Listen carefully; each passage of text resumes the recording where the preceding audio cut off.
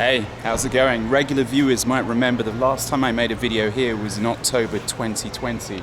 It is now January 2022 and I'm outside the old Jamie Oliver restaurant that used to be in Gatwick Airport. I'm in the North Terminal at Gatwick Airport, and despite the fact that when I was last here in October 2020, actually I've been to the airport a few times since then, but the last time I made a video here, this has not changed. The only thing that's changed, they've closed up the doors. Previously, tables blocking the doors, and yet early in 2020 he went bust. And yet, despite the fact that we're now in October 2020 and we're in the second biggest airport in the UK, Gatwick Airport, Jamie Oliver's restaurant is still here. Now they've closed up the doors. They've done a little bit of painting, but this Warren's Bakery was here. It was empty. I'm talking about shadow controllers, puppeteers who control our government leaders. Our leaders are puppets to this situation. This is Gatwick Airport. This is the South Terminal. It's completely shut. Completely shut. This is the North Terminal, and this is peak time. This is about 6 p.m. on a Thursday, and there's nobody about. Downstairs is a sparse amount of people. Upstairs we have Warren's Bakery shut. Pure is open, Wagamama is open, Pret is open, but Jamie Oliver's shut. There's another place shut over there. The whole economy has been decimated, not because of the virus, but because your leaders have decided to destroy the global economy. Pret's expanded. Wagamama's is over here, still refusing to take cash. I just quizzed them. Once again, an airport that, how long are we on? October 2020 to January 2022, and not much has changed. The only thing that has changed is the airport has got a little bit busier. The South Terminal is still closed. Gatwick has two terminals. South Terminal is still not operating because not enough flights are here. This airport, compared to when I made a video in October 2020, is striking me as a little bit busier, but it is a Friday today, so people are sort of whisking off. What's changed then? The only thing that I got wrong in my last video, and please click the link if you want to see that I was thinking with the vaccines they were going to be collecting your blood, collecting your DNA. I've now seen with the vaccines they're not doing that. They're not collecting your blood, they're not collecting your DNA. They're just shooting you up with this experimental vaccine. And people are taking it. Now the biggest problem now we have, you cannot travel to most countries unless you are vaccinated.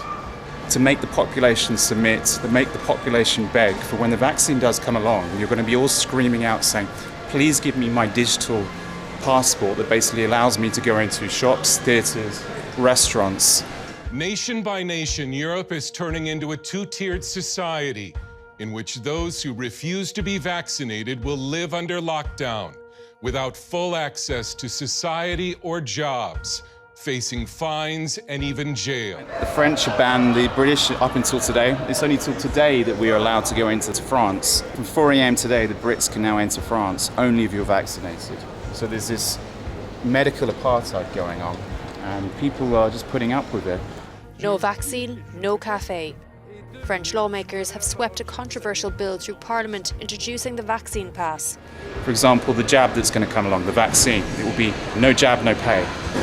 New Zealand has announced a no jab, no job policy for most healthcare workers and teachers. Is from Punjab, in fact, where the government has given an order that no salary will be given to the government officials without their double vaccination certification. No jab, no pay rule for all healthcare workers. Masks are still prolific in the airports, so I would suggest maybe 95% of people are wearing masks, 5% choose not to. Another major difference that we're experiencing here compared to October 2020, you no longer have to scan your NHS app to sort of get into the place, and never did that in the first place. The option is there, people still can, they can scan a QR code, but it's not enforced, whereas previously it was enforced and people wouldn't let you into the restaurant if you didn't scan.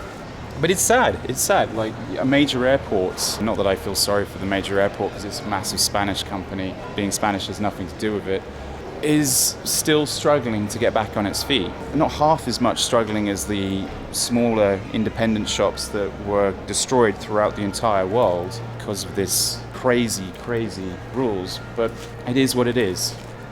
I have a quick scan of downstairs. Just to see the fundamental differences, what we saw in the last video. This has to end. We have to say no to our leaders. Let's just get on with our lives. From Monday, unvaccinated people over the age of 60 in Greece will need to pay a fine every month. Austria will become the first European country to make COVID-19 vaccinations compulsory for all adults from February. Welcome to another one of my videos. It's greatly appreciated every time you join me on one of my adventures. If this is the first time on my channel, do check out my various playlists where I wonder about the serious questions and also take in the sights of this wonderful planet of ours. At the moment, I'm angry about how travel has become impossible to the unvaccinated. If you are vaccinated, then you should have no concerns about sitting in a restaurant or an aeroplane with an unvaccinated person, especially if you believe your vaccine works. But of course, we know your vaccine doesn't work like you were told over a year ago. It seems the vaccinated are living in fear and transferring those fears onto those who have chosen not to sign up to the cult or the vaccine. A way to make themselves feel better, they demand segregation be put in place. Countries all over the world are now making the vaccines a forced entry requirement, coercing millions to take an experimental vaccine so they can travel once again. I'm for vaccines that work. I'm also for the right to bodily autonomy. I don't believe those that fear being infected should have any right to force others to take a vaccine that could potentially maim and kill that person. Just because you or another person who has taken a vaccine shouldn't give you a higher social standing in the world. Your vaccine status shouldn't give you any more rights over your neighbor that chooses not to get jabbed. If you side with mandatory vaccines and vaccine passports, then you side with tyranny and the desire to segregate a population. The most confusing thing I've noticed over the last year is noting that those that insist on vaccine passports are the same people who seem to think voter ID is wrong. Explain the logic in that. You can't have it both ways. I'm glad to see more people are travelling than they were over a year ago, but UK airports are still way down on 2019's figures.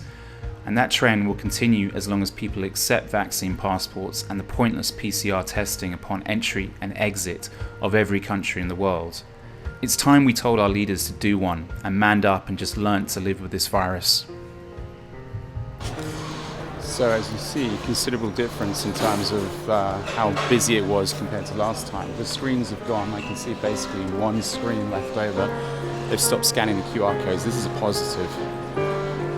But it's still not enough. We still haven't got our freedoms back. Anyway, next video, you're going to catch me in Helsinki, hopefully. Let's see what happens there.